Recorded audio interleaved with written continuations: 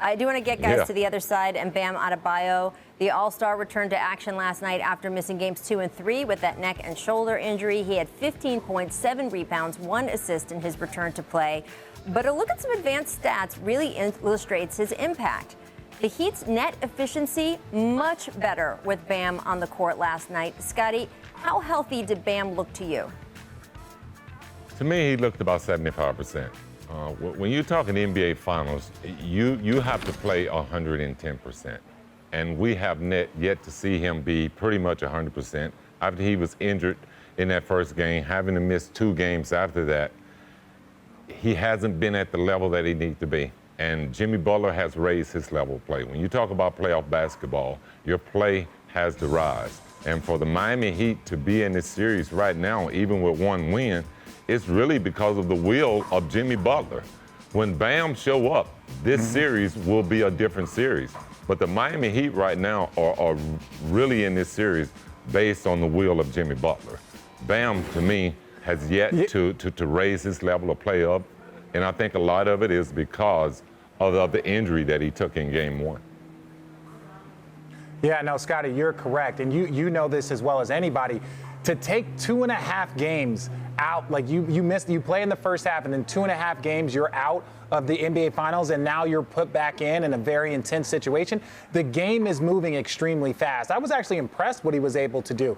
But when we're talking about Bam's impact, you don't have to look any further than Duncan Robinson. Duncan Robinson struggled in the first couple of games, but now that Bam gets back, all of a sudden Duncan Robinson looks like a brand new player. That's because they lost Goran Dragic and Bam in the same half, and they are so much of the Miami Heat's offense that they cause so much pressure to pull in. That's what opens up good quality shots for Tyler Hero. That's what opens up opportunities for Jimmy to play one-on-one and for Duncan Robinson. So his impact isn't just on the team, but it's individual players that are more successful just by him being on the court. And I got to tell you, guys, I felt bad for Goran Dragic last night. He also tried to go for this game. They let him warm up. I think the staff knew he wasn't going to be able to play, but he wanted to warm up so badly. He did go out there, hit some shots, looked good, until they tried to get him to move backward or side to side. And it wasn't even close, and it was clear that he was in a lot of pain. And he went and sat on the bench, and he was kind of emotional. We saw Bam, who is still dealing with this neck and shoulder injury and has taken those heavy hits out there from Dwight Howard, able to give it a go. Scottie, you played through a very tough back injury in the '98 Finals. How were you able to do that while being in so much pain? And every injury is obviously really different. You know, Rachel, Richard, it's the will to want to win.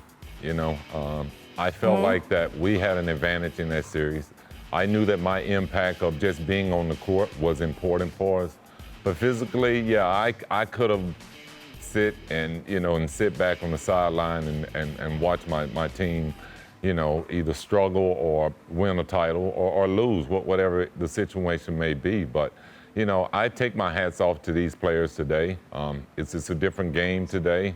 Obviously, the injury that he took was early in the series, and it kind of taken him out of the series for the first 2.5 games. But I think the most important thing is that, you know, he tried to give his best effort in last night's game, but his best effort wasn't good enough. And he has to play at a superstar level to give Miami Heat a chance to win.